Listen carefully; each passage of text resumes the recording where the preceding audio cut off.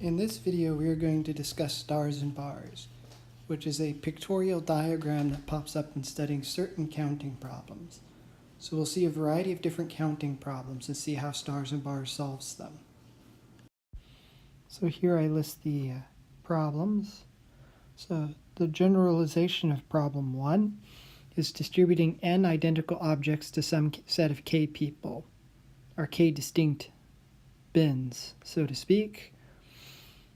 And the case we did was 7 and 3.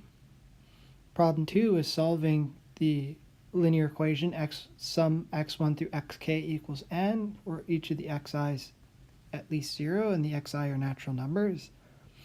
And problem 3 is choosing k items from n distinct objects where you're actually allowed repeats. This is like the Pokemon. You're picking 6 Pokemon out of the 150, but you're allowed to repeat yourself. Of course, everyone knows the correct team is a team of 6 Mewtwo's. But anyhow, the point is all 3 of these problems are solved by binomial coefficients by using the stars and bars argument, where you're letting the number of stars between 2 bars represent the number of objects given to one of the people, or the value of xi, or the number of copies of the ith distinct object you've taken. And so that's how you solve those problems.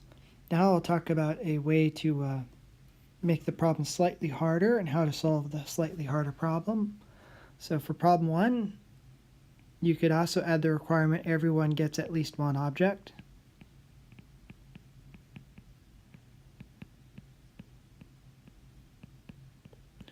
In problem 2, you could actually require that all the coordinates be strictly positive. And in problem 3, you could require everything to be chosen at least once.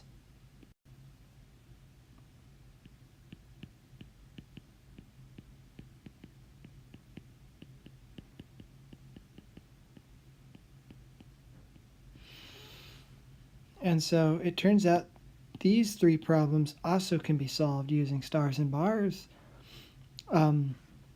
in more than one way. So the easiest way is that now you're requiring at least, in all 3 cases, you see that the requirement is that between any 2 bars there has to be at least 1 star.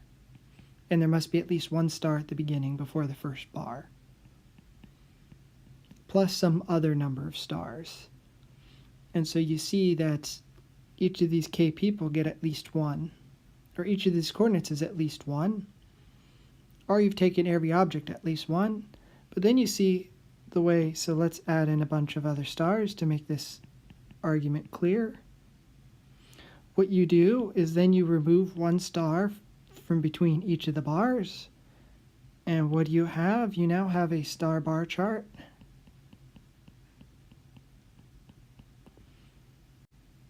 A star bar chart that now has fewer stars.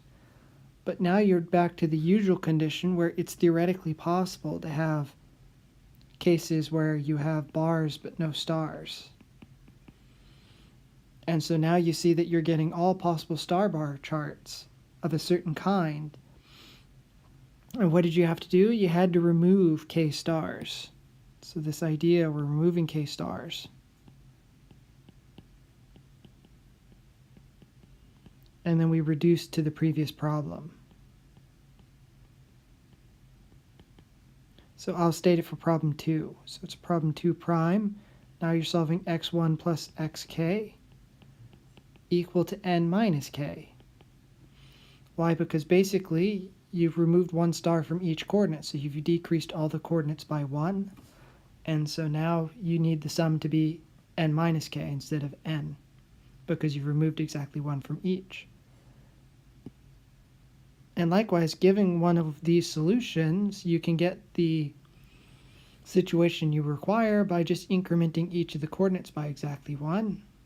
And then you now have a solution to x1, sum of x1 through xk equal to n, where each integer is positive.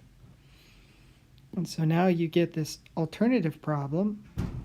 We've just replaced n with n minus k. I forgot here, this should be k minus 1.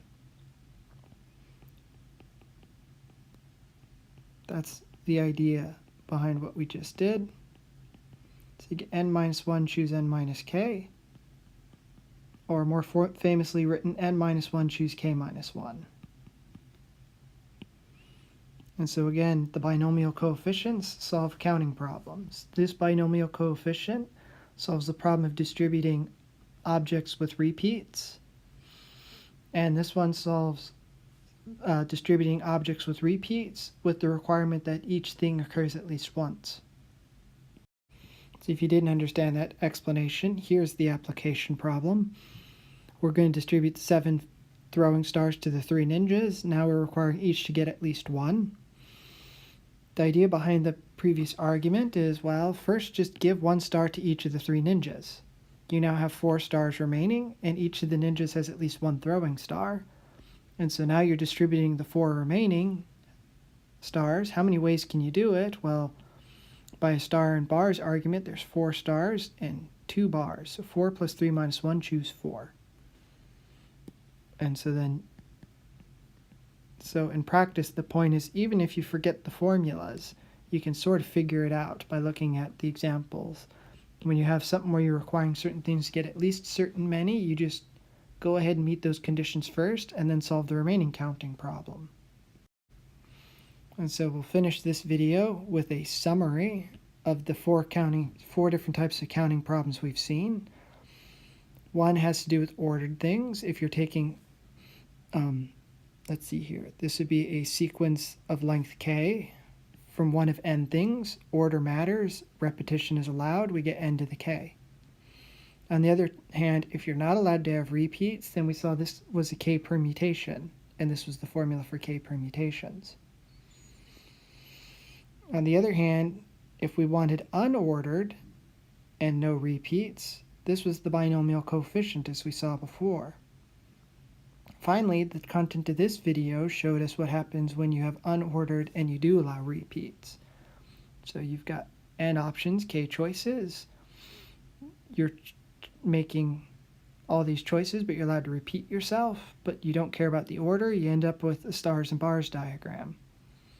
And so these are 4 famous counting problems with 4 famous answers.